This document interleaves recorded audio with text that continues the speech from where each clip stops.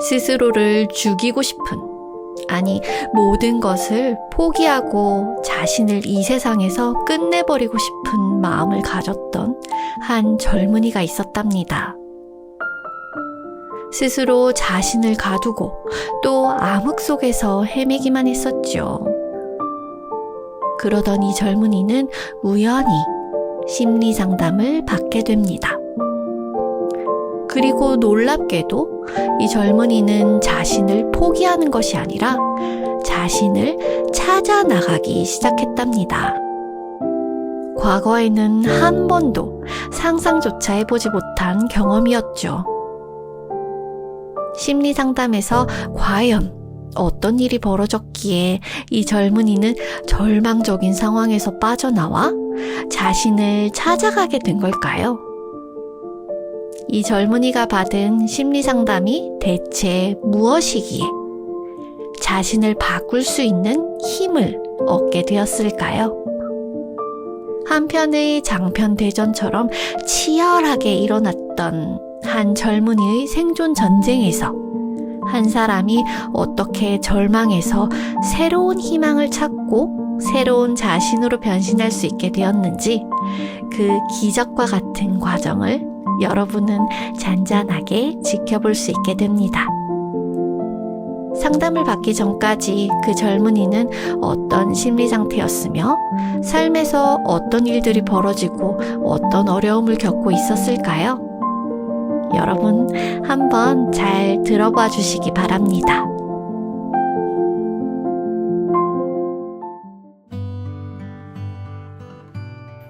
작년이었습니다. 대학교 3학년 1학기.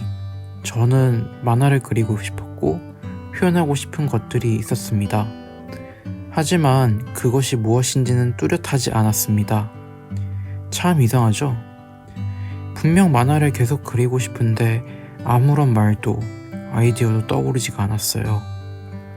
이야기 안에서 계속 발견하며 찾아갈 수 있다고 생각했었는데 이야기에 대해 생각할수록 점점 두려워지고 그럴수록 그림에만 집착하게 되었습니다. 매 학기 때마다 대학에서 장학금을 못 받으면 어쩌나 싶어서 돈 벌려는 마음으로 학교 수업을 들었습니다. 대부분의 수업에서 저는 그냥 따라갈 뿐이었습니다. 그럴 때마다 저는 계속 저를 때리거나 비명을 질러야 했습니다. 학교에서도 SNS에서도 다른 사람들의 눈치를 계속 볼 수밖에 없었습니다. 제가 하고 싶은 이야기나 주제는 아무도 모르는 것이었거나 누구도 관심을 기울여주지 않는 것이었습니다. 누군가에게 폐를 끼치게 되거나 그게 아니라면 그들이 나의 이런 생각을 알게 되어 나를 무서워하지 않을까, 나를 혐오하지 않을까 두려워 정작 내가 느끼고 생각하는 것을 누구에게도 아무것도 말하지 못했습니다. 마냥 주위 사람들의 눈치를 보며 내가 원하는 것이 무엇인지 표현하지 못했습니다. 하지만 겉으로는 아주 괜찮은 척 잘 지냈습니다. 나는 항상 힘들어하는 주위 친구들의 이야기를 들어줘야 한다고 생각했습니다. 하지만 제가 아픈 이야기는 그 누구와도 나눌 수 없었습니다. 아니, 하지 않았습니다.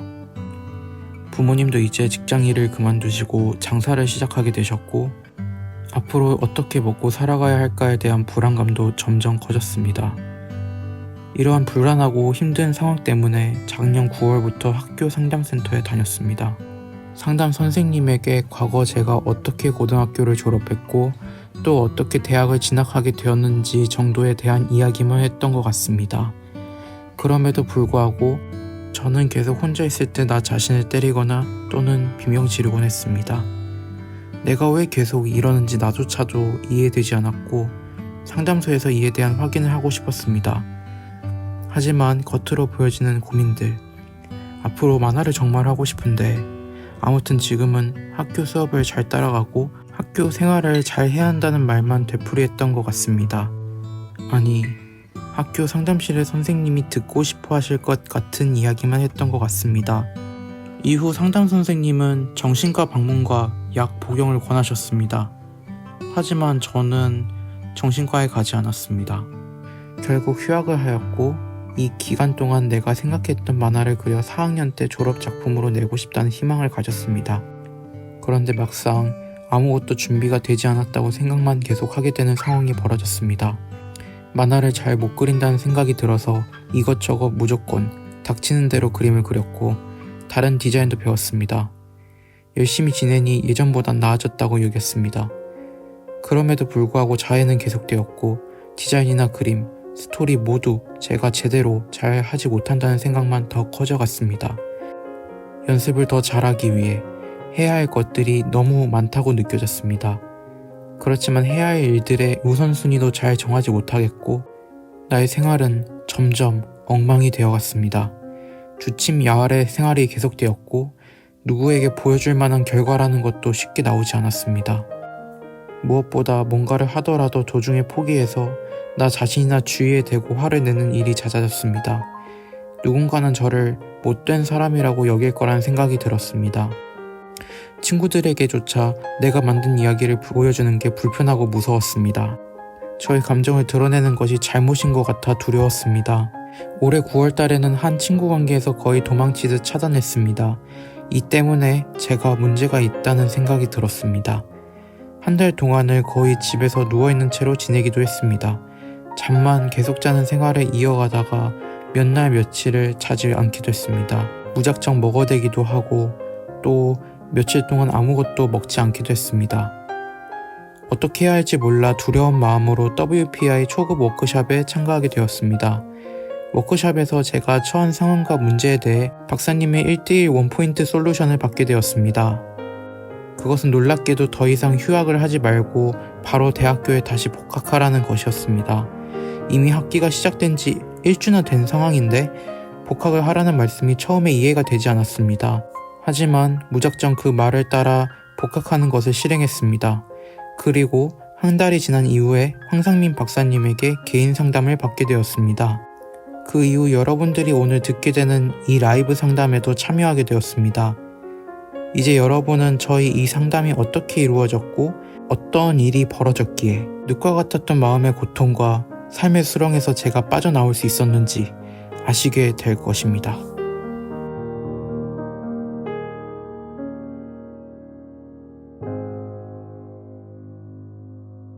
안녕하세요, 여러분. 문제가 뭔지를 모른 채로 우리는 항상 정답만을 찾아갑니다. 특히 제가 저 주위에 있는 많은 젊은이들, 20대, 30대 젊은이들을 상담을 할 때마다 이 현상이 너무나 많이 뚜렷이 나타나고 있을 때마다 지금 20대, 30대 자신의 진로를 찾는 이 젊은이들은 왜 자기 문제를 제대로 파악도 못한 채로 그냥 부모나 또 기성세대들이 아니면 언론에서 떠들어대는 정답이라는 것을 마치 자기 문제의 답이라고 생각하고 무작정 아무 생각 없이 살아가고 있을까라는 그런 안타까움을 느끼게 됩니다.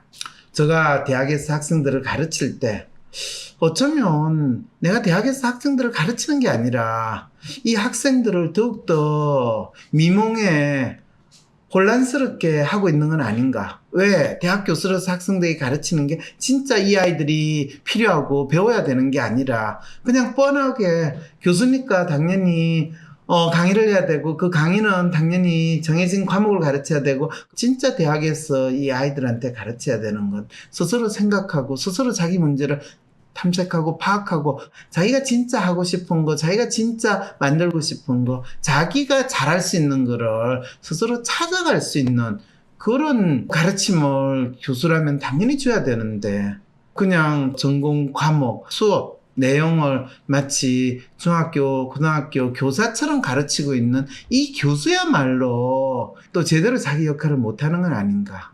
이 교수 역할을 하는 사람들이 진정한 사기꾼으로 지내는 건 아닐까 하면서 저는 자책을 참 많이 했습니다. 하고 싶은 것도 있고 꿈도 가지고 있지만 자신의 삶의 문제에 대해 파악하지 못하고 방황하는 이 대학생 젊은이를 보고 황 박사님은 대학 교수로서 학생들을 가르치셨던 때를 떠올리며 자책하시는 듯한데요. 박사님이 늘 그러셨죠. 모든 인간은 누구나 자기 마음을 파악함으로써 삶의 문제를 해결할 수 있다고요. 젊은 청년들이 자기 마음을 읽고 또 자신의 진로, 미래를 찾아 만들어 나갈 수 있으려면 마음 읽기가 어떻게 이루어져야 하는지 황 박사님 보여주세요.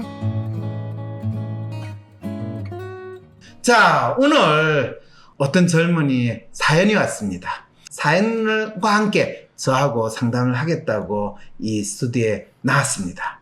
326씨 무슨 이야기 하러 나왔어요? 본인의 별명을 326이라고 하고 싶대요. 왜 본인의 별명을 326이라고 하시려고 하셨어요? 저는 제가 좋아하는 영화를 보다가 그 에이전트 326이라는 캐릭터가 있었는데 거기서 좋아하는 영화에서 에이전트 316. 네, 분명히 이유가 있을 텐데 뜻이 있으면 틀림없어. 뜻이 없는 거를 무작위 숫자로 쓰지는 않을 텐데 그것도 에이전트가. 이런 생각 안 해봤어요? 네, 사실 전혀 안 해봤어요. 좋아하는 영화를 보다가 꽂힌 캐릭터. 심지어 그 캐릭터의 이름을 나를 나타내는 별명으로까지 삼았네요. 하지만 정작 그 캐릭터는 왜 326으로 불리게 되었는지 생각해보진 않았다는 거예요. 이는 곧 326을 왜 나의 별명으로 삼았는지 내 마음 나도 모르겠다는 것이죠. 자기 마음을 알고 그것을 드러내는 것이 너무나 어려운 326의 마음을 상담가는 유명한 다른 이야기에 빗대어 읽어주려고 합니다. 네, 사실 전혀 안 해봤어요. 아니 자기가 좋아하는 영화 주인공의 그 코드네임을 자기가 지금 자기 별명으로 상담해 놓는데 그 주인공이 코드네임에는 이유가 있을 거다. 다빈치 코드 같이 그런 거를 생각을 안 해보고 지금 자기 삶을 살아가고 있다는 거예요? 네, 맞습니다. 그거는 뭘 뜻하느냐 하면 본인은 진짜 영문도 모르고 지금 사건의 연속에 휘말려 있는 그런 삶을 살아가고 있다 라는 이야기가 되는데 본인 다빈치 코드라는 소설 영화 혹시 본 적 있어요? 아니요, 없어요.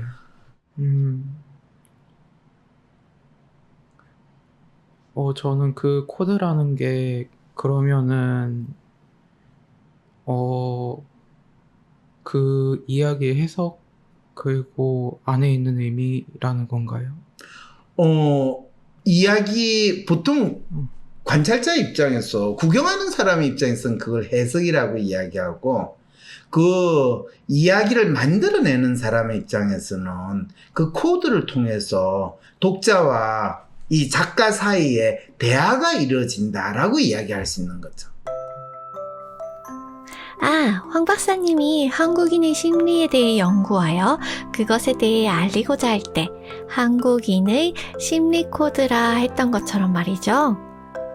그런데 326은 나는 어떤 사람인지, 나라는 사람을 어떻게 드러낼 수 있을지는 생각해보지 못한 채 무작정 나의 코드를 이걸로 삼자 했던 거군요. 326이 다빈치 코드 영화는 못 봤다고 하니까 그럼 누구나 들어봤을 성경에 나오는 이야기를 통해 생각해 볼 수 있을까요? 우리가 성경책을 보면 하나님이 세상을 만들었다. 그럴 때 어떻게 하면 하나님이 세상을 만들었다는 것을 가장 뚜렷하게 성경책에서 알려줄 거냐 라고 할 때 성경책 첫 구절이 어떻게 시작해요? 빛이 있어. 그렇죠. 이 세상이 없었다라는 것을 어둠이 가득했다라는 그 코드가 성경책의 처음 시작이 있다는 거예요. 그리고 뭔가 세상이 나왔다, 세상이 만들어졌다라는 것은 어둠 속에 빛이 있다라는 코드가 이미 성경책은 그 수많은 코드의 조합이다. 그러니까 목사님들이 일요일마다 강론이라고 이야기하면서 그 성경에 있는 코드를 신도들한테 설명하는 거예요. 부처님이 하신 그 말씀이 불경에 다 코드로 있으니까 생로병사 뭐 이런 이야기를 가지고 이야기를 하는 거예요. 작가가 되려는 사람이 그 생각을 안 해봤다는 거예요. 네, 한 번도 한 적이 없는 것 같아요. 지금 시각 디자인과 시각 디자인이라는 것 자체가 바로 이 코드를 끊임없이 비주얼 코드를 만들어내는 게 시각 디자인의 기본이고 에센스라는 걸 본인이 안 배웠고 안 들어봤다는 이야기예요? 네, 수업에서도 어디에서도 전혀 본 적이 없어요. 나는 몇 년 동안 326이라는 닉네임으로 있었다. 이때 내가 아무 의미나 뜻 없이 그냥 좋아하는 영화에서 가져왔다는 걸 깨달았을 때 소름이 돋았다. 왜 그 의미조차 알려고 하지 않았을까? 분명 내가 좋다고 이름 붙였는데. 심지어는 그 좋아하는 영화도 이제 나에게 아무 의미 없이 기억에서 희미해지는 상태에 있었다.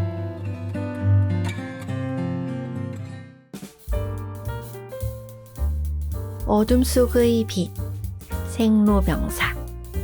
딱 이 말만 들어도 뭘 뜻하는지 바로 알겠죠? 이런 식으로 이야기를 코드로 전달할 수 있다는 거죠.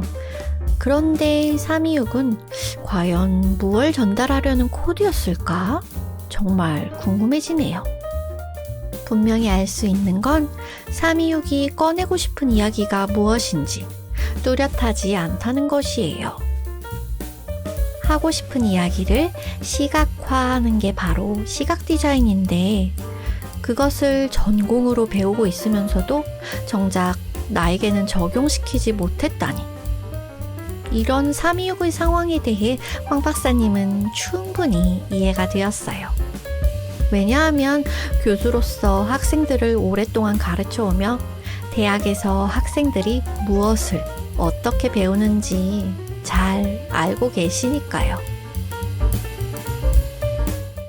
본인 시각 디자인과 4학년인데 그렇다면 내가 통탄에 맞지 않을 것 같지만 내가 이해가 돼요. 왜 그러냐 하면 내가 심리학과 교수 생활을 거의 20년을 했지만 심리학을 학생들한테 가르칠 때 여러분 심리학이라고 할 때 그 심리가 뭔지 여러분 아세요? 라는 질문을 학생들한테 안 던지거든요. 왜 안 던질까요?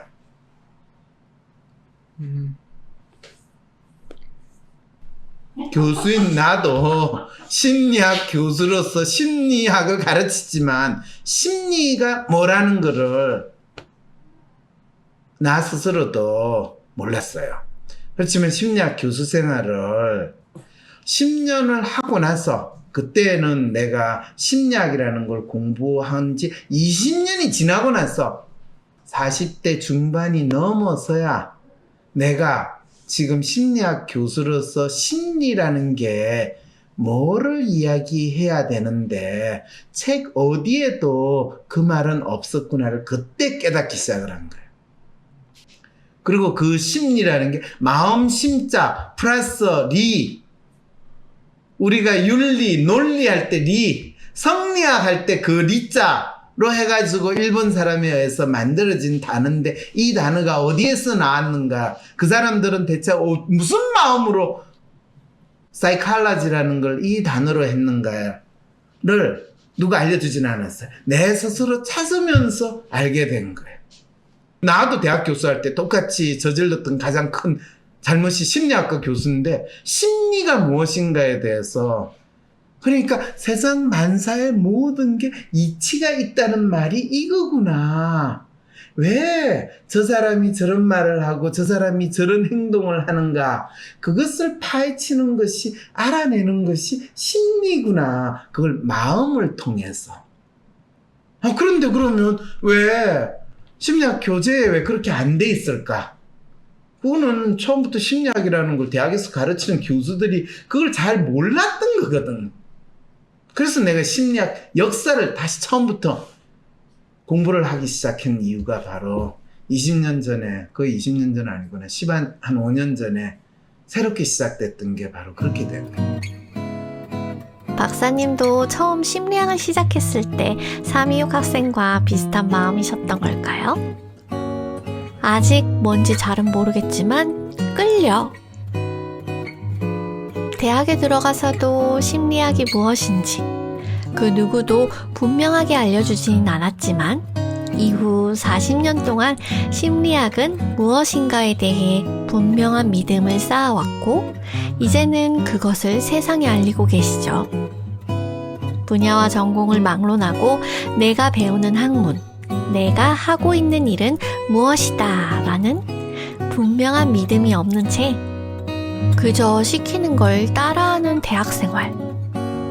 이런 326의 마음을 황 박사님 자신의 대학생활, 교수생활을 통해 비춰주고 계시답니다. 326이 장학금이라 이름 붙은 돈을 벌기 위해 일하는 마음으로 수업을 따라하기만 하게 된 것도 좀 이해가 되죠. 그렇다고 하여 내가 바라는 게 충족된 건 아닌 듯 느꼈던 것도 어쩌면 너무나 당연한 걸지도요. 그러니까 단지 심리학만 왜 처음에 이게 시작이 됐지가 아니라 우리가 학문이라는 것이 왜 이게 이렇게 나왔지 라는 것도 더 생각을 하면서 보기 시작을 한 거예요. 그러니까 내가 시각 디자인에 대해서 뭐를 알겠어요. 그렇지만 시각 디자인이라는 것은 눈으로 보여지는 이미지를 마치 코드라고 생각하고 그거를 만들어내고 그걸 통해서 의사소통을 하고 또 그걸 보고 파악을 하는 거, 그걸 하는 게 시각 디자인한 과라고 유추해서 추론을 하면 되는 거잖아. 알게 되고 나서 더 놀라운 건 그걸 이야기하니까 학생들이 더 좋아했을까요? 싫어했을까요? 왜? 왜 싫어했을까요?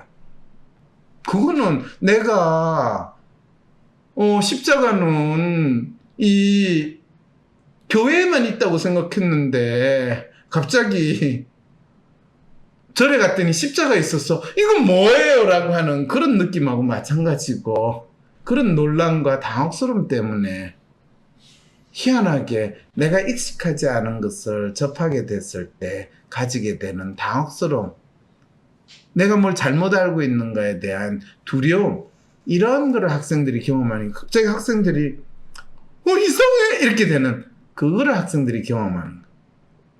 그러니까 우리가 믿고 있는 것과 다른 거를 생각하고 가르치는 인간, 저 사람은 이상한 사람, 미친놈, 문제가 있는 놈. 그럴 때 저 사람은 왜 저 이야기를 할까? 저 이야기가 어떤 내용인가를 알려고 그럼 학생들이 할까요? 아니면 저 사람 이상한 사람이야 라고 할까요? 학생뿐만 아니라 교수도. 이런 게 모든 패거리 사고를 하는 동네에서는 다 일어나게 되는 거죠. 그랬을 때 우리 패거리에 적합하지 않는 인간, 잘라, 죽여 이렇게 되는 그 현상을 원단으로 경험을 하게 되는. 자, 그런데 그 이야기를 왜 지금 내가 326시 상담할 때 이 이야기를 꺼내게 됐을까요? 시각 디자인을 배우는 학생이라면 시각 디자인이란 이런 것이다. 시각 디자인에 대한 믿음을 만들어 나가야 한다는 거죠. 그런데 자신이 배우는 것에 대해 자신만의 믿음, 즉 마음을 갖지 않기를 강요까지는 아니지만 그렇게 길들여지는 것이 당연하다 생각하며 지내니까 황 박사님의 그런 이야기를 듣고 학생들이 꽤나 당황스러웠겠어요. 하지만 자신만의 이야기를 세상에 들려주고 싶은 326에겐 그런 자신의 욕망을 이루기 위해서라도, 아니 그 전에 그것이 안 된다고 자책, 자학하며 삶을 망가뜨리며 아파하고 괴로워하는 상황에서 빠져나오기 위해서라도 그런 믿음을 만들어 나가는 것이 필요하답니다.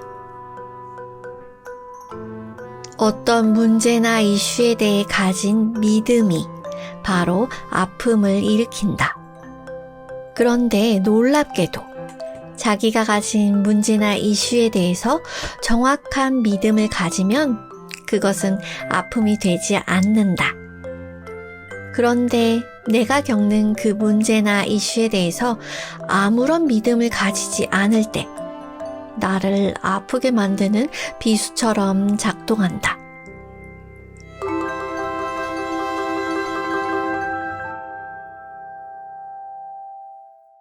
여기서 어떤 이야기가 생각이 나시는지도 궁금하고 아, 궁금하고. 저한테 굉장히 너무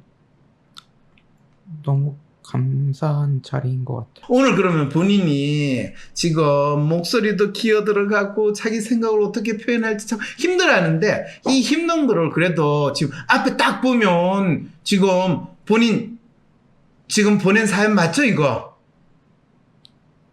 네, 맞습니다. 어휴 그 사이 그 이야기 네. 하는데도 눈물이 앞을 가리는 이런 상황이군요. 네. 이걸 본인이 지금 그리는 만화의 시납시스를 벌써 들고 온 거예요. 네, 이어서 326 작가의 시놉시스 이야기가 계속됩니다.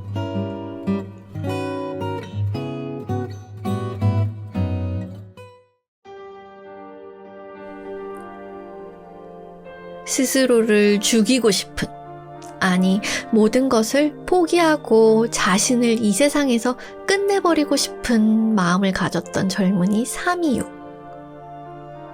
스스로 자신을 암흑 속에 가둬놓고 헤매기만 했었죠. 그러던 중 우연히 심리 상담을 받게 되었고, 놀랍게도 이 젊은이는 자신을 포기하는 것이 아니라 자신을 찾아 나서게 되었죠. 대학교 3학년 시각 디자인을 전공하는 326은 만화를 그리고 싶었습니다. 하지만 어떤 이야기를 담아야 할지 아무런 아이디어가 떠오르지 않았어요. 이야기에 대해 생각할수록 두려워지고 그림에만 더욱 집착하였죠.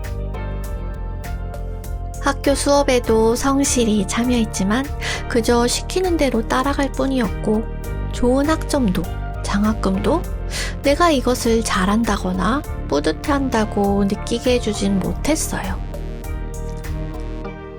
326은 다른 사람들의 눈치를 보며 자신이 하고 싶은 이야기를 밖으로 표현하지 못했습니다.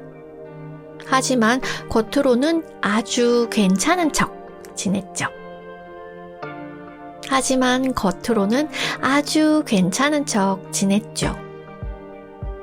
너무나 혼란스럽고 괴롭고 심지어 삶을 끝내고 싶었던 326은 결국 휴학을 하고 그 기간 동안 자신만의 작품을 만들어 졸업작품으로 내보이겠다 생각했어요.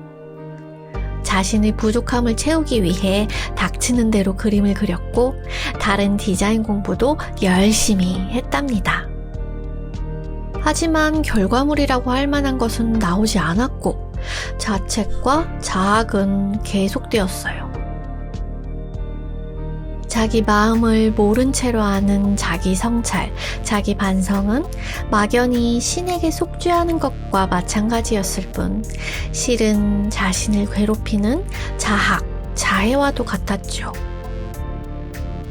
자신의 문제가 무엇인지 모른 채 어떻게 지내야 할지 모르겠다는 두려운 마음을 안고 참가한 WPI 초급 워크숍에서 326은 황상민 박사로부터 바로 대학교에 복학하라는 솔루션을 듣게 됩니다. 복학 후 개인 상담 그리고 황심소 라이브 상담까지 받으며 326은 절망의 구렁텅이에서 빠져나와 자신을 찾아가게 되었어요. 대체 326이 받은 심리 상담이 무엇이기에 자기 자신의 삶을 끝내려던 젊은이가 어떻게 이런 놀라운 변화를 일으키게 되었는지 그 과정을 우리 함께 계속 지켜봅시다. 어유 그 사이 그 이야기 하는데도 눈물이 앞을 가리는 이런 상황이군요. 네. 이걸 본인이 지금 그리는 만화의 시납시스를 벌써 들고 온 거예요. 네, 우와.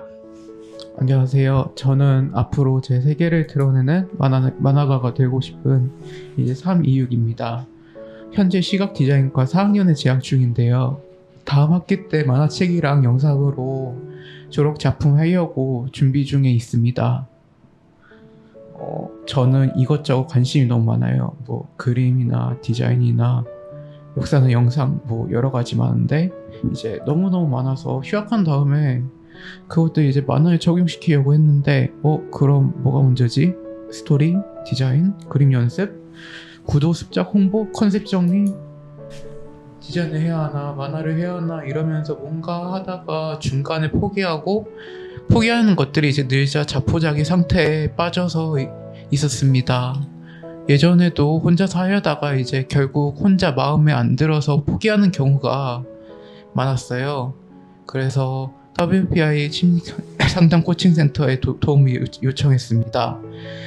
박사님은 가이드를 어느 정도 해주면 그 안에서 생활이 생기고 3년 정도 따르게 되면 세계를 표현하면서 경제 활동할 수 있다라고 하셨어요. 혼자서 하면 막막하고 어떻게 해야 할지 몰라서 불안하고 이것저것 하려고 하다가 걱정만 들으니 뭔가 있다고는 생각하는데 막막하고 불안한 상태에서 자꾸 나아가지 못하는 상태? 그런 이중고를 겪고 있던 것 같아요. 물어볼 사람을 찾아서 의견을 물어보고 확인받는 것도 구체적으로 어떻게 알려야 할지도 잘 정리하지 않았고요. 그래서 지금은 이 이야기에 대해서 이제 다른 분들의 의견을 많이 듣고 싶어요. 이제 이 스토리가 어떻게 들리는지, 캐릭터는 어떻게 보이는지, 또 어떤 이야기가 떠오르는지 알고 반응도 알고 싶습니다. 배경은 도박사 마부제라는 영화에서는 20세기 초 바이마르 공화국 양식을 따르지만 다른 세상이다. 이미 본인은 준비된 만화가의 상황이네요. 그래서 내가 그리는 만화는 20세기 초 바이마르 공화국, 나도 이 20세기 초 독일 바이마르 공화국의 역사에 대해서 관심이 많거든요. 그런데다가 또 본인은 닥터 마부세라고 이름까지 정했어. 그런데 그거는 이제 예전에 있던 영화의 제목이고, 그러니까 도박사 마보제라는 영화가 있는데 거기서 영향을 받은 거예요. 독일이 통일되기 전에는 독일이 조금만 공국으로 있었거든요. 바이마르 공국이 그 중에서 상당히 큰 공국 중에 하나예요. 독일이 통일되고 나서 1차 세계대전이 나가지고 항복한 다음에 그 다음에 만들어진 공화국이 바이마르 공화국 맞죠? 네, 맞습니다. 네. 자, 봅시다. 인플레이션 때문에 세상이 혼란스럽고 갑자기 떼돈을 벌거나 파산을 하는 사람들이 많아지죠. 많아지죠.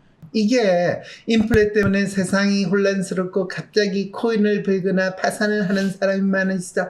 부동산 투기와 코인 투기로 인해서 세상이 혼란스럽고 떼돈을 벌거나 파산을 하는 사람이 많으시죠. 인플레이션이 일어나고 그러다 보니까 사람들이 파티나 도박이나 도둑질을 하는 사람이 많아지고 그게 과일 커스튬을 왜 입고 다녀요? 사실 바이마르 공화국이라는 코드는 혼란스러운 세상에 대해 이야기하는 코드가 될 수 있겠네요. 그런데 과일 코스튬? 이건 어떤 코드일까요? 대답을 꺼내지 못하는 326. 이에 황 박사님은 과일 코스튬을 입은 사람이라면 어떤 마음에서 그렇게 했을지 그 캐릭터의 마음을 읽어줍니다. 사실 이 나라에서는 과일이라는 것이 상당히 의미가 있는 거예요. 왜? 먹을 게 없으면 과일이라도 먹지. 이런 상황이 벌어지는 나라였다라는 것에 대한 이해를 해야 되는 거죠.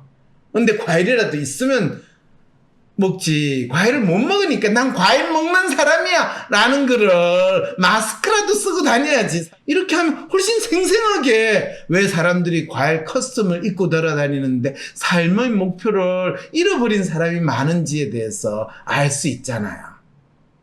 그러니까 이제 본인이 지금 생각하는 세상에서 어떤 사람이 돌아다니는지 조금 더 생생하게 들어와요, 안 들어와요? 네, 들어와요.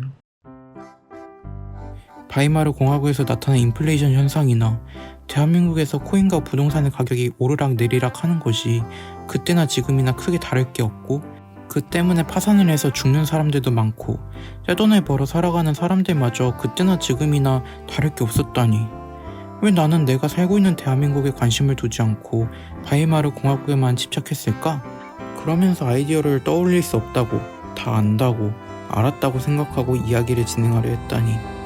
그리고 이 세계에서 과일옷을 입은 사람들이 서로 자기가 더 맛있는 과일옷을 입는다고 비교하며 자랑하고, 그 과일옷이 자신의 정체성이라고 생각하지만 과일옷을 벗으면 어떻게 비교해야 할지 모르는 상황이 지금 세상에서도 벌어지는데, 마치 돈, 집, 차, 명품 등을 비교하는 것처럼 그런 재밌는 의미를 내가 못 붙였다니 신선한 충격과 충격의 연속이었다.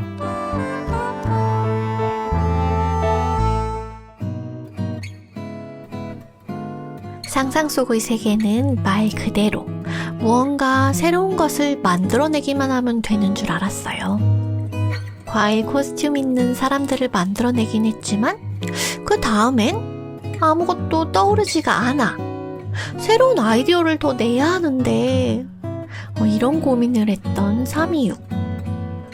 하지만 그 캐릭터가 어떤 마음을 가지고 그런 코스튬을 입게 되었을까 자세히 살펴보니 캐릭터가 살아나는 듯 느껴졌죠. 그리고 살아난 것은 그 캐릭터뿐만이 아니었어요. 326 작가도 조금씩 살아나기 시작했답니다. 본인은 아직 눈치채지 못했지만요. 326은 서서히 바이마르 공화국과 과일 코스튬을 선택한 자신의 행동이 이해되기 시작했어요. 자기의 행동을 이해하지 못하면 행동의 변화를 일으킬 수 없다. 그중 두 사람 마보제와 카로차는 혼란스러운 세계에서 물리도둑이라는 타이틀을 갖고 있습니다. 그들은 대저택을 털러 가다가 우연히 베니타토리움이라는 박물관을 도망쳐 옵니다. 그곳에는 박물관장 사르트르가 쓰러져 있었고, 두 사람이 그를 구해주자 사르트르는 그들을 박물관에 초대합니다. 다음날 사르트르는 박물관을 투어시켜주고 이야기가 있는 물건을 편적으로 편적으로 소개시켜줍니다. 자, 그런데 지금 눈이 안 좋아가지고 잘 안 보이는 것 같은데, 저기서 본인이 주인공, 한 사람은 닥터 마부제, 한 사람은 카로차라고 했는데, 네. 저 주인공의 이름에 관련된 의미가 있어요? 이것도 그냥 따온 거라서 사실 없다고 보면 돼요. 진짜 본인이 지금 아무 생각 없이 진짜 본인 시납시스를 만들었고, 진짜 아무 생각 없이 그림을 그리고 스토리를 하고 있는, 진짜 이거는 본인의 단순 무지함이 아니라 본인이 마음이 없는 상태로, 좀비 상태로 자기가 비주얼한 측면이나 이야기의 서사나 이런 걸 만들고 있다라는 거를 너무나 생생하게 보여주고 있네요. 살아있는 인간으로서, 이 작가로서 지금 이 스토리를 만들고 있는 게 아니라 누군가를 흉내내고 누군가를 그냥 가져오는, 그냥 뺏기는 예술가로서의 활동을 하고 있다는 걸 원단으로 시납시스의 지금 시작 한 페이지 한 줄 한 줄 내한테 지금 비명을 지르듯이 뭉클이 절규처럼 알려주는데, 혹시 여러분들 지금 황 박사님이 326에게 단순 무지하다라고 말한 것으로 듣진 않으셨겠죠? 단순 무지 혹은 똑똑하다 이런 문제가 아니라 바로 자신이 하는 일에 대해 마음을 갖고 있지 않다는 걸 그대로 알려주고 계시답니다. 살아있는 인간으로서 내가 이야기하고자 하는 것에 대해 뚜렷하게 자기 마음을 가져야 작품에 담아 표현을 낼 수 있는데, 326은 오히려 오랫동안 자기 마음을 부정해오고 어쩌면 자기 마음을 가지면 안 된다고 여겼을지도 모르고요. 마음이 없는 좀비 상태와도 같은 거 맞죠? 나만의 이야기를 세상에 들려주고 싶은데 할 수 없다고 생각하고 자기 마음을 표현하지 못하고 뚜렷하게 구체화시켜 나가지도 못하고 그렇게 마치 동굴 속에 스스로를 가둔 채 괴롭고 혼란스러워했던 그 마음이 사실은 시놉시스에서 드러나고 있었던 것이에요. 황 박사님은 상담가로서 동굴 속의 삼이육의 손을 잡고 이렇게 당신이 들려주고 싶은 이야기를 만들어갈 수 있답니다. 한 발 한 발 이끌어주고 있어요. 원신일치. 원하는 것과 믿는 것을 일치시켜라. 자기의 믿음을 실현시키기 위해 사는 게 바로 삶이다. 다음 코드는 인류도둑이랍니다.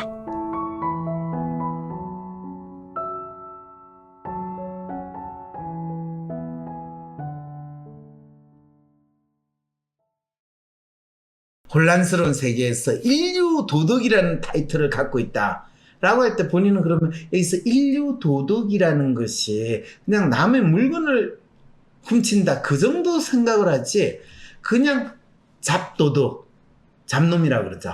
그 잡도둑과 인류 도덕의 차이가 뭔지에 대해서 본인은 이해를 하고 있지 않다는 생각이 내가 막 들거든요.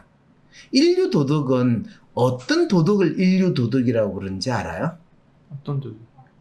저는 일단은 팀을 꾸려가지고 어떤 건물에 이제 침입할 때 계획을 세워서 가장 효율적인 방법으로 이제 침투를 해서 들키지 않는 방법으로 물건을 터는 게 인류 도둑이라고 생각했었어요. 그렇죠. 그거는 대도라고 그래요. 대도 조세영 뭐 이런 소리 들어봤죠?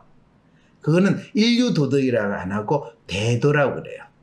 그리고 그거를 팀을 만들든 안 했든 아니면 오션스 11 그 영화에서 나오는 그런 도덕들이 대도 수준이에요. 근데 그걸 본인은 인류 도덕이라고 했는데 본인은 이 도덕계에 있어서 이 계급과 신분 구분에 대해서도 이해를 아직 못하고 있다는 거예요. 마부제와 카르타는 혼란스러운 세계에서 인류 도덕이라는 타이틀을 가진 게 대도, 큰 도덕이라는 타이틀을 갖고 있다 정도로 이야기를 해야 돼요. 그런데 인류 도덕이라고 할 때는 이름이 의미가 있어야 돼요. 분명히 원작 뒤져가지고 원작에서 왜 카르타와 마부제라고 썼는지 찾아보세요. 이유가 있어요. 이번에도 인류 도둑이라는 코드는 차용을 했는데 어떤 이야기가 담긴 코드인지 삼이육의 마음을 살펴보니 그냥 도둑질을 아주 잘하면 된다 뿐이네요. 그건 너무 밋밋한 이야기인데요. 아마 카로차, 마부제라는 캐릭터를 처음 만든 원작자는 분명 어떤 이야기를 전하고 싶었는지 뚜렷한 마음을 가지고 있었을 거예요. 그걸 어떻게 하냐고요? 그 마음이 지금 삼이육에게까지 전달되어서 이렇게 꽂힌 걸 테니까요. 그런 원작가의 마음이 무엇이었을까? 찾아보면 그때 그 캐릭터에 꽂혔던 내 마음도 찾아볼 수 있겠죠? 사르트르는 박물관 관장인데 이제 물건을 수집하잖아요. 네, 사르트르라는 이 사람의 이름은 왜 사르트르가 됐을까요? 제가 그냥 결정한 이름. 훌륭해요. 자, 그럴 때 본인은 사르트르라는 이름을 결정을 했죠. 예. 그러면 본인은 본인이 어떤 마음에서 이 사르트르라는 이름을 정했을까요? 혹시 자기 마음을 사르트르라는 이 박물관장의 이름을 정한 나의 심리는 무엇이었을까? 없다면 본인은 좀비의 마음에서 이 시납시스를 썼다는 걸 고백하는 자리가 됩니다. 이렇게 되는 거죠. 일단은 아무래도 이름을 이제 바꾸지 말자고는 했는데 그런데 이제 제가 이름을 지을 때는 거기에 대한 의미 생각해보지 않은 것 같아요. 그러게요. 참, 그랬을 때 사르트르 하면 혹시 사르트르라는 이름 우리가 아는 유명한 분 생각나요? 실존주의 철학자. 네? 실존주의 철학자. 실존주의 철학자. 오, 훌륭해요. 어느 나라 사람? 프랑스 사람. 프랑스 사람. 그런데 지금 바이마르 공화국 어느 나라? 독일이요. 독일. 파리에서도 상당히 파리에서 최소한 500km는 떨어진 그 거리에 사는 사람이 사르트르라는 걸 했다면 실존주의 철학자 프랑스 사람 사르트르는 그러면 독일의 후손일까요? 아니겠죠. 그런데 지금 독일에 이 바이마르 공화국을 예상을 했으면 이 박물관장이면 그 계급에서 사회 계급에서 귀족 계급 이상의 수준이 되는 사람이 아니면 사설 박물관장도 할 수 없는 게 독일이에요. 이 우리가 아는 프로이드 할아버지 닥터 프로이드가 왜 의대를 갔느냐 본인 알아요? 아니요, 몰라요. 이 김나지움을 나와가지고 김나지움까지는 갈 수 있어요. 근데 프로이드가 유태인이기 때문에 게토에 살고 있는 유태인이 아니더라도 오스트리아 빈에 살고 있는 유태인이라 하더라도 본인은 유태인이기 때문에 갈 수 있는 대학에 갈 수 있는 분야는 딱 두 분야밖에 없었어요. 법대하고 의대밖에는 갈 수가 없었어요. 역사, 철학, 종교 이런 고상하고 높은 인문학을 신학을 전공하는 그런 대학은 금지! 왜? 너는 천한 유태인이기 때문에 천한 일이나 해라! 그 천한 일이 뭐냐 하면 의사 변호사 일이에요. 요즘 제일 잘 나가는 거죠. 놀랍잖아요. 100년 전하고 비교하면 이렇게 다 달라졌다는 거. 그게 자본주의 사회로 바뀌었기 때문에 그래요.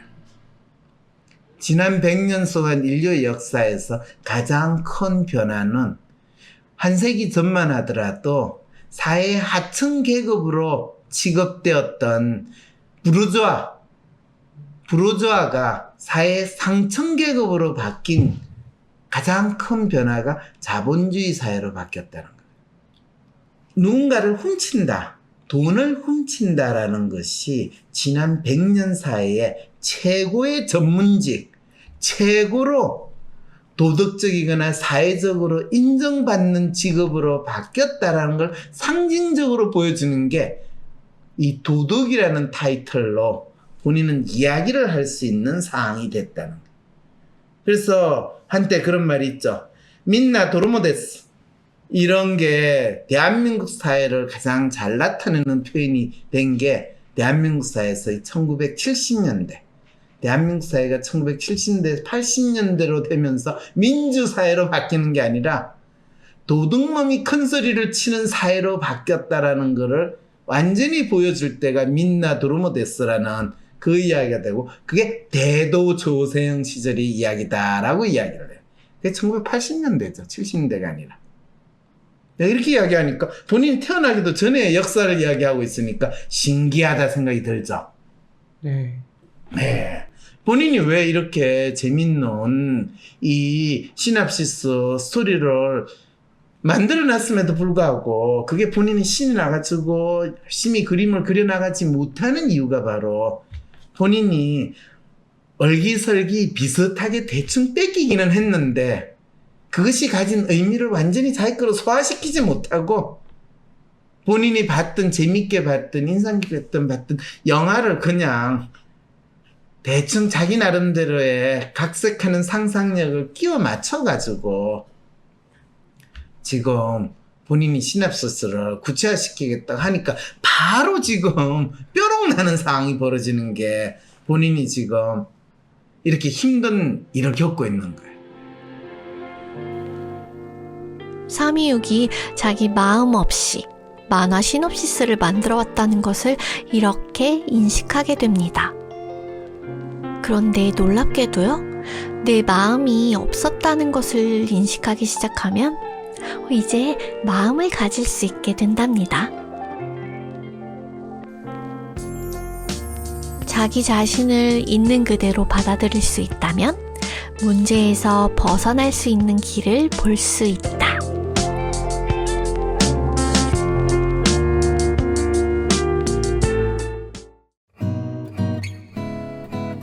모든 것을 포기하고 마치 동굴 속에 자신을 가둬놓고 자신을 이 세상에서 끝내버리고 싶은 마음을 가졌던 젊은이 326. 놀랍게도 이 젊은이는 우연히 받게 된 심리 상담을 통해 자신을 포기하는 것이 아니라 자신을 찾아 나가게 되었죠. 심리 상담에서 과연 어떤 일이 벌어졌기에 이 젊은이는 절망적인 상황에서 빠져나와 자신을 바꿀 수 있는 힘을 얻게 되었을까요? 한 젊은이의 치열한 생존 전쟁에서 어떻게 새로운 희망을 찾고 새로운 자신으로 변화할 수 있었는지, 그 기적과 같은 과정을 여러분은 지켜보고 계십니다. 시각 디자인을 전공하는 326은 자신만의 이야기를 담은 만화를 그리고 싶다는 꿈을 가지고 있습니다. 하지만 어떤 이야기를 표현해야 좋을지 아무런 아이디어가 떠오르지 않았고 열심히 그림을 그렸지만 정작 결과물이라 내보일 수 있는 것은 나오지가 않았죠. 학교 수업을 착실히 따르며 장학금을 벌려는 마음으로 학교를 다니고 겉으로는 아주 괜찮은 척 지냈지만 사실 326의 자책과 자학은 계속되고 있었습니다. 자신의 문제가 무엇인지 모른 채 어떻게 지내야 할지 모르겠다는 두려운 마음을 안고 참가한 WPI 초급 워크숍에서 326은 황상민 박사로부터 바로 대학교에 복학하라는 솔루션을 듣게 됩니다. 복학 후 개인 상담, 그리고 황심소 라이브 상담까지 받으며 326은 절망의 구렁텅이에서 빠져나와 자신을 찾아가는 기적 같은 체험을 하게 되었어요. 이제 여러분은 저희 이 상담이 어떻게 이루어졌고 어떤 일이 벌어졌기에 늑과 같았던 마음의 고통과 삶의 수렁에서 제가 빠져나올 수 있었는지 아시게 될 것입니다. 326은 라이브 상담을 위해 자신이 만화로 표현할 이야기를 적어왔어요. 황상민 박사님은 그 시놉시스에서 사용되고 있는 코드들이 어떤 의미와 어떤 이야기를 담아낼 수 있는지 그 시놉시스를 쓴 326보다 더 구체적으로 설명을 해주시지 뭐예요? 시놉시스를 보면 볼수록 326은 자신이 마음 없이 만화 시놉시스를 만들어 왔다는 것을 알게 되었죠. 그런데 놀랍게도요, 내 마음이 없었다는 것을 인식하기 시작하면서, 그리고 자신이 만든 이야기에 보다 구체적인 의미를 담아낼 수 있다는 것을 알게 되면서 326은 자신이 만들어낼 이야기에 대한 마음을 갖기 시작했어요. 본인이 왜 이렇게 재밌는 이 시납시스 스토리를 만들어놨음에도 불구하고 그게 본인이 신이 나가지고 열심히 그림을 그려나가지 못하는 이유가 바로 본인이 얼기설기 비슷하게 대충 뺏기기는 했는데 그것이 가진 의미를 완전히 자기 거로 소화시키지 못하고 본인이 봤던, 재밌게 봤던, 인상 깊게 봤던 영화를 그냥 대충 자기 나름대로의 각색하는 상상력을 끼워 맞춰가지고 지금 본인이 시납시스를 구체화시키겠다 하니까 바로 지금 뾰록 나는 상황이 벌어지는 게 본인이 지금 이렇게 힘든 일을 겪고 있는 거예요. 좋아하는 것을 이름과 이야기에 갖다 붙이고 적당하게 흉내내면 다른 사람들한테 이해받을 수 있지 않을까? 라는 생각이 드러나는 걸 어떻게 몇 줄만 읽어도 알 수 있으셨을까? 한편으론 내가 내 이야기를 쓰고 캐릭터를 이름 붙이고 만들면서 이름의 의미조차도 생각을 못 해봤다니 이 글을 쓴 작가로서 부끄럽기도 했다. 내가 이야기를 썼지만 그 이야기에 대해서 아무것도 알지 못한다는 사실을 알자 두려웠지만 내 이야기 속에서 더 많은 것을 알아갈 수 있다는 점에서 놀라웠다. 또한 내가 하는 도둑들 이야기가 그냥 누군가의 물건을 훔치고 뺏고 그런 것뿐만이 아니라니 이때 처음 알았다. 도둑질 하는 것이 이전에는 천박한 일이었지만 그들이 다른 사람들보다 돈을 많이 갖고 권력을 잡고 사람들의 마음을 움직이자 인정받는 전문 직업의 이야기를 반영할 수도 있겠구나 라는 걸 알게 되었다. 처음 생각한 이야기 중 도둑들이 오히려 활개를 치고 기자들에게 사진 찍히며 도둑 TV에 나오는 것이 있었다. 이게 환상이 아니라 현실 세계에서 일어나는 일이랑 비슷하구나 라는 걸 깨달았을 때 환상 속에 있어야 하는 것이 아니라 내가 살고 있는 진짜 세상에서 왜 일이 벌어지는지 더 관심 갖는다면 이 이야기가 어떻게 더 발전할지 알아갈 수 있지 않을까?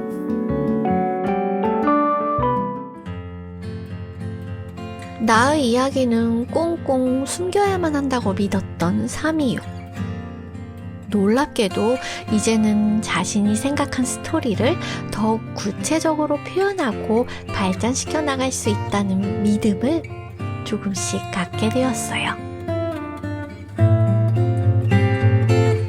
사르트르는 물건 아름다움과 이야기를 간직하느라 알지 못했지만 그 두 사람은 알게 됩니다. 물건들은 도둑들에게 탈출하고 싶다고 말하고 도둑들은 이 물건을 제대로 털려고 마음먹습니다. 그러니까 제가 이해한 게 이제 물건들에는 의미와 상징성이 있는데 그거를 알지 못하는 사르트르를 통해서 이제 제가 그 의미를 파악하지 못하는 상태를 알 수 있는 건가요? 그렇죠. 그게 첫 번째. 학생 똑똑해. 사르트는 뭐라고 이야기해? 사르트는 물건들의 아름다움과 이야기를 간직하느라 알지 못했대요. 아, 이거 정말 완전히 326 자신의 이야기 아닌가요? 자기 마음은 동굴 속에 묻어두고 보려 하지도 알려고 하지도 않았잖아요.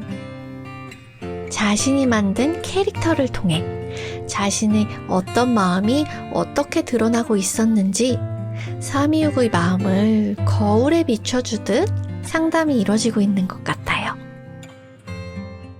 야, 이거는 환자의 정상을 찾느라고 정작 환자가 어떤 마음의 아픔을 가지고 있는지를 전혀 볼 수 없는 의사의 이야기와 너무나 비슷한 것 같아요. 그래서 그 환자를 이 정신병원에 가둬놓고 약을 먹고 그냥 시키는 치료 방법밖에 쓸 줄 모르는 그 정신과 의사나 이 사르트라는 박물관장하고 너무나 비슷한 심리를 가지고 있다. 말은 이 물건이 얼마나 아름다우냐, 이 물건이 얼마나 중요하냐. 그렇지만 이 물건과 관련된 이야기는 나만이 알 수 있어. 나만이 이 물건을 가치를 인정하고 정상으로 만들 수 있어. 이렇게 이야기하는 정신과 의사 그 수준에서 조금도 벗어나지를 못한다라는 그 상황이 되네요. 그 이야기를 들으니까 본인이 어떤 생각이 들어요?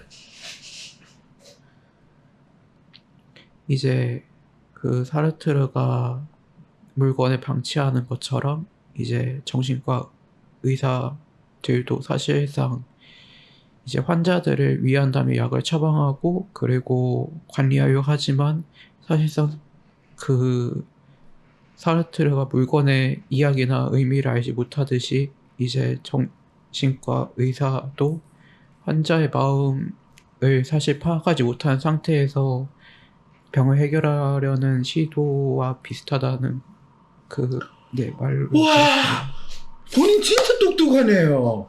본인 정신과 출신이에요? 어떻게 그걸 그렇게 잘 알아요?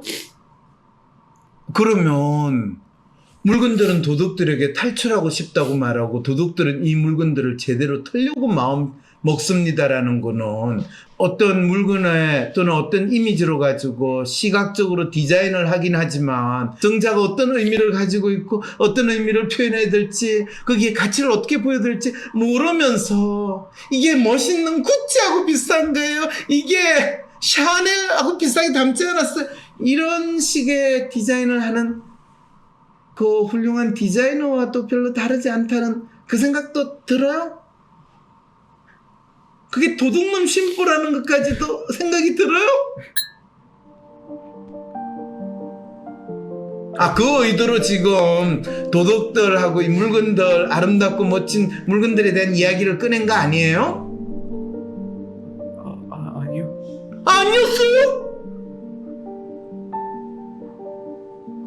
눈물이 앞을 가려서 제가 이야기를 계속할 수 없어요. 이상한 거예요. 그러면 이 눈물 콧물 진짜.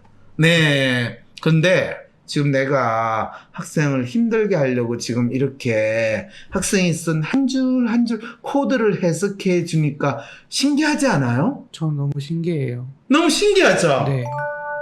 내가 차마 말할 수 없었으나 그렇지만 내가 그 이야기 내 마음을 나도 모르는 내 마음을 어떻게 저분은 저렇게 남들이 보면 안지 우리가 짜고 치는 지금 고스가 알겠죠 그죠? 그렇잖아요. 이거 내가 처음 보여준 거잖아요 그죠? 네. 나도 신기해요. 와, 도둑이라는 코드를 가지고 정말 많은 이야기를 담을 수가 있네요. 황 박사님은 마음 없이 만화를 그리고자 했던 삼이육의 마음을 읽어주며 그와 동시에 삼이육에겐 마음을 가질 수 있다는 믿음도 생겨나고 있어요. 사르트르라는 캐릭터는 도시 외곽에 숨어있는 베니타토리움이라는 박물관 안에서 아름다운 물건들을 보여주고 물건에 대해서 말하고 싶어하고 가치가 있다며 간직한다. 하지만 정작 물건을 어디에 보관하는지도 까먹고 그 가치 있는 물건이 말하는 것조차 모른다. 만약 캐릭터가 내 경험의 반영이라면 이 경험은 내가 디자인이든 그림이든 작업할 때 형태와 아름다운 것들에 관심이 있었지 작업할 때 그 작업이 어떤 의미가 있는지 크게 생각하지도 않았고 가치를 붙이지 못한다는 걸 잘 반영하고 있다고 생각한다. 거칠에는 그럴싸하지만 자신이 어떤 가치나 의미를 부여하지 못하고 물건의 아름다움에만 집착하며 보여주는 헛똑똑이, 거짓말쟁이, 허풍쟁이인 캐릭터로 다시 보일 때 처음엔 이게 뭐지? 하는 느낌이 들었다. 그런 캐릭터의 모습이 어떻게 보이는지도 나는 전혀 모르고 있었다. 외곽에서 박물관을 지어 누군가가 오기만을 기다리는 태도도 아름다운 것들만 있으면 누군가가 찾아오겠지 라는 마음이 잘 반영된 것 같은데 그게 진짜 좋은 태도일까?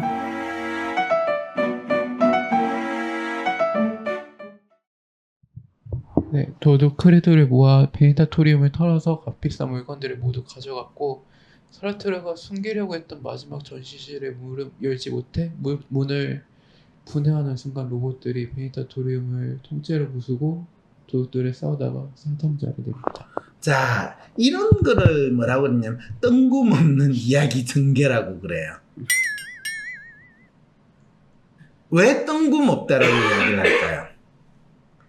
근데 사르트르가 숨기려고 했던 마지막 전시신의 문을 열지 못해 문을 분해하는 순간 로봇들이 베니타리움을 통째로 부수고 도둑들과 싸우다가 사상자를 냅니다. 여기서는 모두 가져갔다라고 이야기하는 거는 가져가지는 않았죠. 아직 가지 않았으니까. 그러면 뭐라고 표현을 해야 되냐 하면 베니타리움에 있는 값비싼 물건들을 대부분 털었으나 사르트르가 마지막까지 숨기려고 했던 마지막 전시실의 문을 열지 못하는 상황에 처한 거예요. 모든 데를 다 털었는데 마지막 챔버 하나만 이 문을 못 여는 그런 스토리들은 많이 있어요. 그래서 결국에 잡힌다든지 지금 마지막 전시실이 있는데 통째로 부순다면 그 전시실을 다 파괴했다는 뜻이 되어버리잖아. 네. 그러니까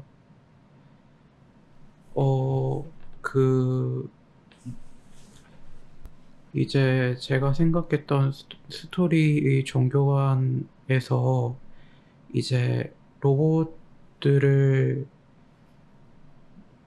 그러니까 이제 형태라는 애들이 있었는데 걔네들이 인간이랑 이야기하려고 로봇들을 이제 만들고 설계도도 이제 직접 줬어요.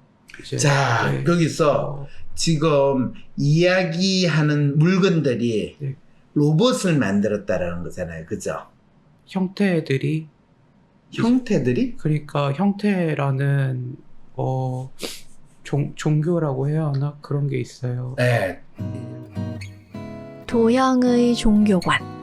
이것은 326이 만든 이야기 속에 있는 상상의 종교관이랍니다. 그럼 과연 그 코드는 어떤 이야기를 담고 있을까요?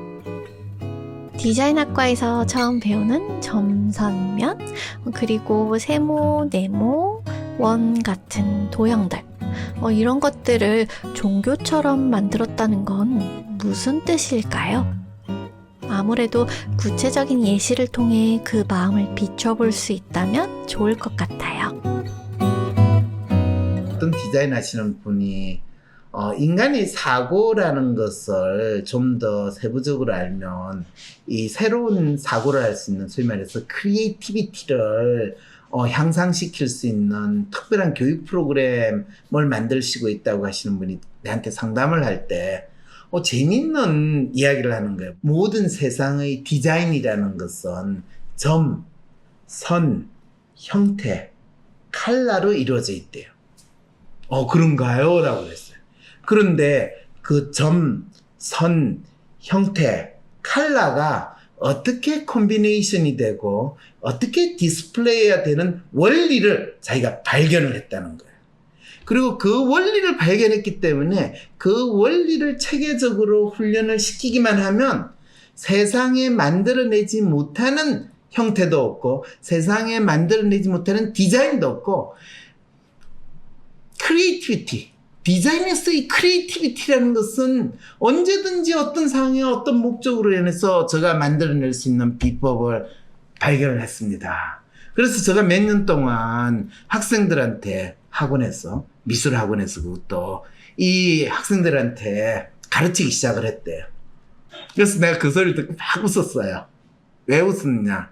상당히 오랫동안 많은 창의성을 향상시키겠고 창의성을 향상시킬 수 있는 교육 프로그램을 만든 지난 100년 사이에 많은 심리학자와 많은 디자이너와 많은 멍청한 인간들이 마치 18세기, 19세기에 과학 연구를 통해 가지고 인간의 사고를 이 결정짓는 에센스를 발견하겠다. 마치 화학자들이 물질의 근본을 이루는 원자를 발견하기만 하면 세상에 못 만들 물질이 없다라고 생각하듯이 가장 기본이 되는 원소 기호들, 원소만 찾아가지고 그거를 기호로 해놓을 수 있으면 그걸 결합해가지고 새로운 물질도 만들 수 있고 있는 물질도 만들 수 있다는, 우리가 소위 말하는 연금술사의 후예들이라고 이야기하는 디자이너계의 연금술사시군요.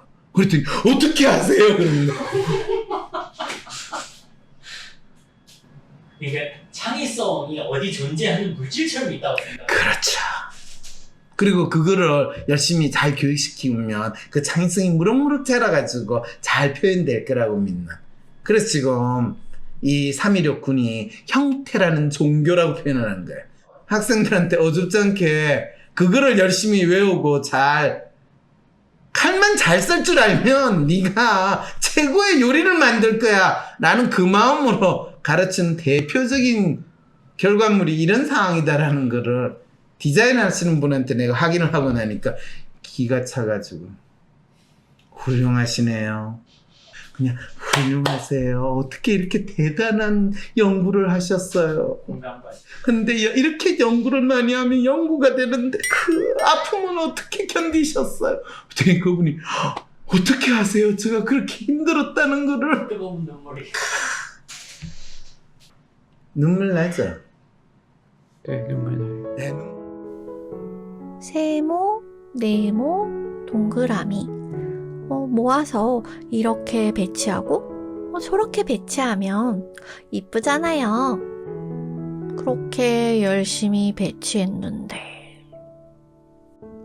326도 좋아 보이는 것을 열심히 모았는데 그런데 다 모아놓고 보니 왜 하나의 완전한 상상 속의 세계와 이야기가 펼쳐지지 않는 거죠?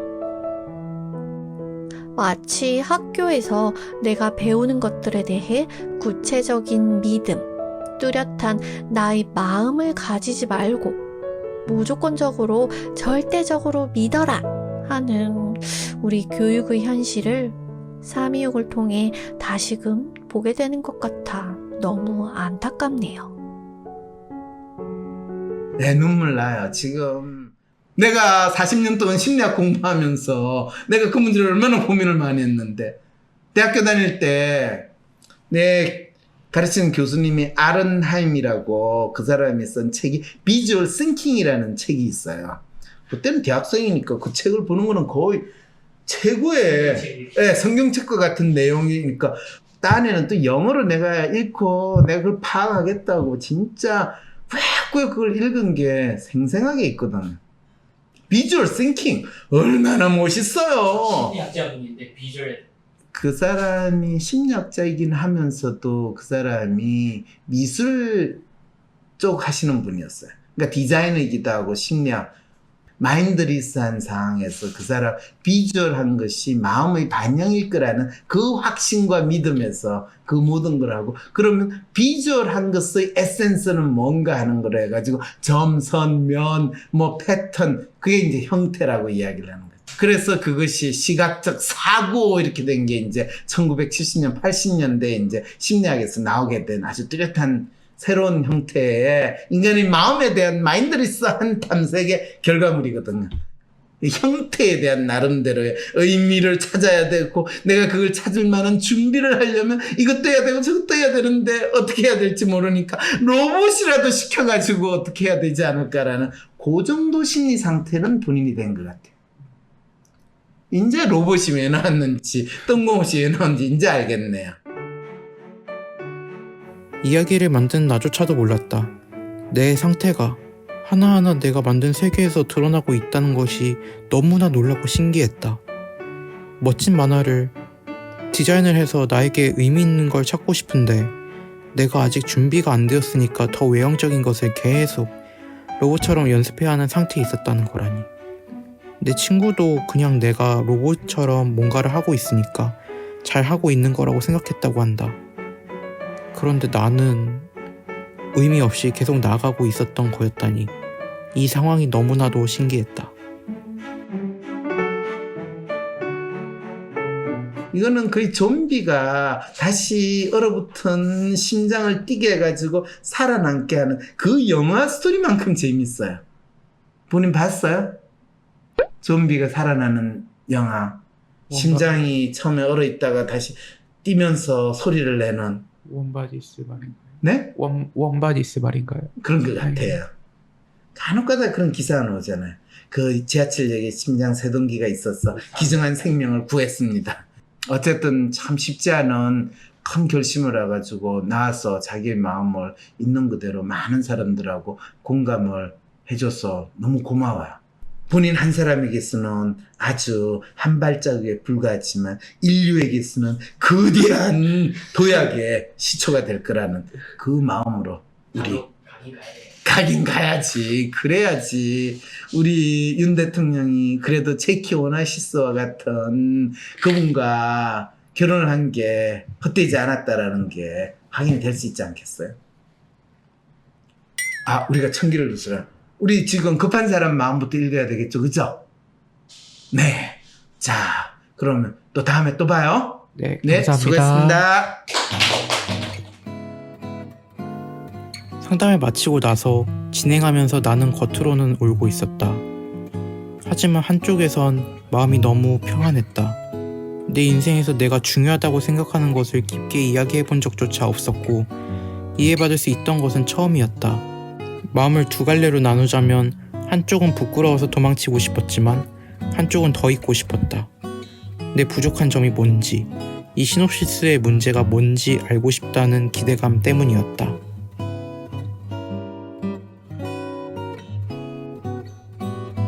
그동안 자신의 마음을 표현하면 주변 사람들에게 수용되지 못하고 인정받지도 못할 거라고 믿어왔던 326. 그리고 자신이 하고 싶은 이야기를 만화로 잘 만들어낼 수 없다고 믿어왔던 326. 정말이지 좀비의 심장이 뛰기 시작한 것처럼 내가 그리고자 하는 만화에 나의 이야기를 만들어 담아낼 수 있겠구나. 이런 믿음의 씨앗이 326에게 심어졌어요. 그럼 그 씨앗이 어떻게 싹을 틔워나가는지 다음 시간을 기대해주세요. 다른 사람이 받아주고 인정해주는 방식으로 사는 것이 아니라 자신을 나타내는 방식으로 살아야 한다.